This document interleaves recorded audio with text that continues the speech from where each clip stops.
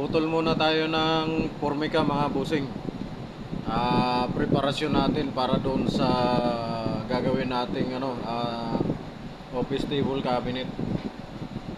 Habang meron akong nahihiraman na grinder. Grinder muna gagamitin ko. Ito muna gagamitin ko kasi hindi naman nag-overtime yung welder namin eh.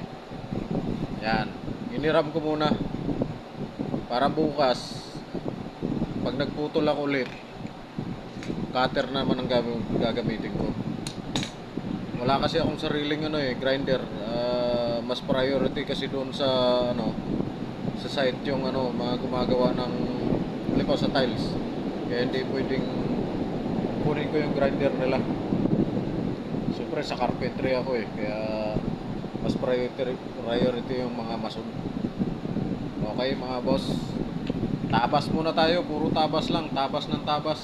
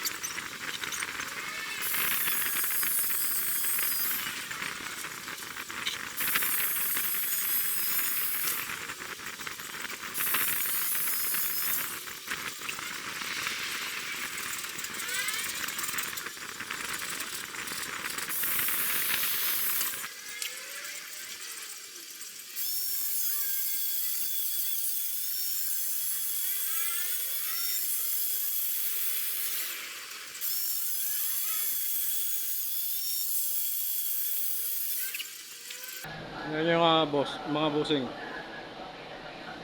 Yung putol ng grinder. Parang original talaga yan. Ayan o. Wala kang makikita mga bungi dyan. Kaya para sa akin, the best talaga yung grinder. Yung mga bungi-bungi dyan. Pang-aging nga pala natin doon sa gagawin nating hanging cabinet naman. Tapos na yung table cabinet. Ano lang.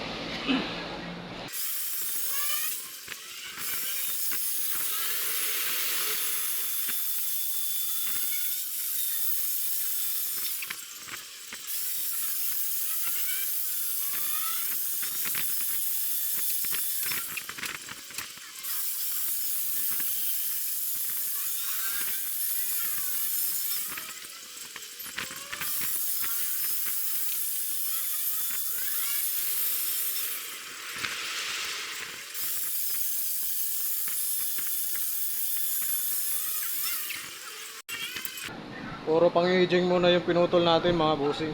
Ayan o. Ang ganda ng mga tabas niyan. Wala kang makikitang bungi dyan pag sa grinder yung gamit. Ayan o. Madilim ba? Dito ganyan. Ayan o. Wala mga bungi yan. Lipat natin. Ayan o.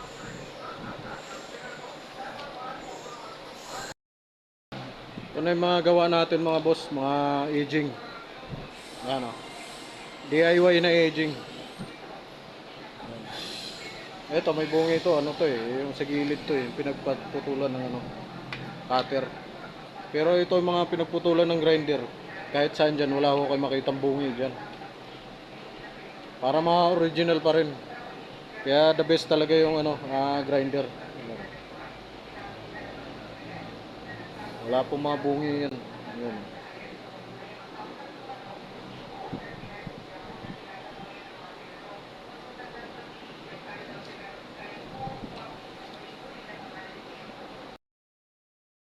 Puputol tayo ng dalawang 24/8.